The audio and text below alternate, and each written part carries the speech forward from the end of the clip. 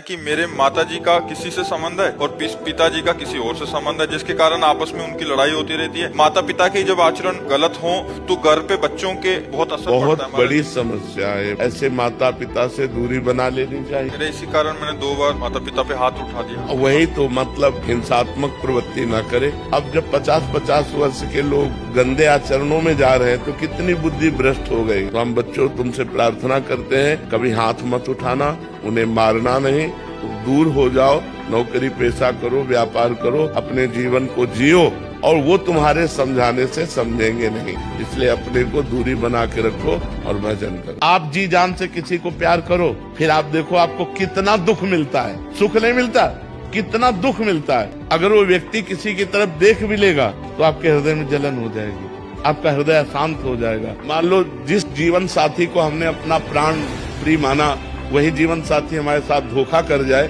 और फिर कहीं संसार में तो ऐसा है नहीं कि कोई एक जगह टिक सके। वो तो केवल वही है जो धर्म से चलता है, जो नियम से चलता है।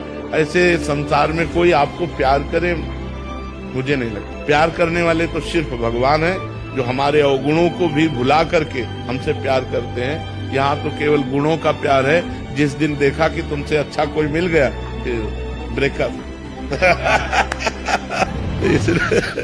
पर जी काफी जने कभी ऐसे आते हैं कि वो सब मतलब घर के सारे काम छोड़ दिए और केवल भक्ति में लग गए। ये गलत है, ये गलत है। कभी हमने उपदेश ऐसा नहीं दिया, कहीं भगवान ने उपदेश ऐसा नहीं दिया। अर्जुन जी कह रहे हैं मैं युद्ध नहीं करूंगा, भजन करूंगा जाके सन्यासी बन के, तो भगवान मना कर रहे, कह रहे युद्ध करो। अपने कर्म को करने का आदेश दिया गया। अब ऐसा थोड़ी कि आप कर्म छोड़ करके माला लेके बैठ जाए, ये गलत है।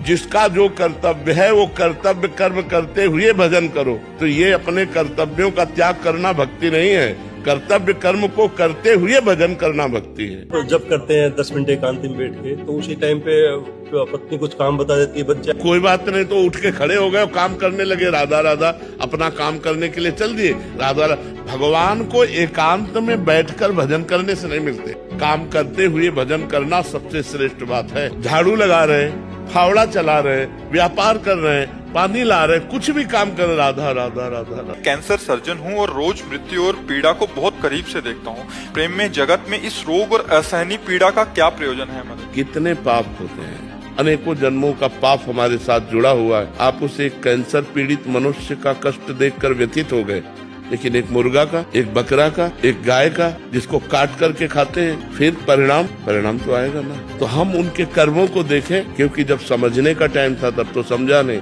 अब समझने का टाइम नहीं, अब भोगने का है तो भोगो। पति पत्नी को मारे दे रहा है, पत्नी पति को मारे दे रही, 4 से व्यभिचार कर रहा है पति, 4 से व्यभिचार कर रही पत्नी, भ्रूण हत्या, गर्भ हत्या, ये सब क्या है?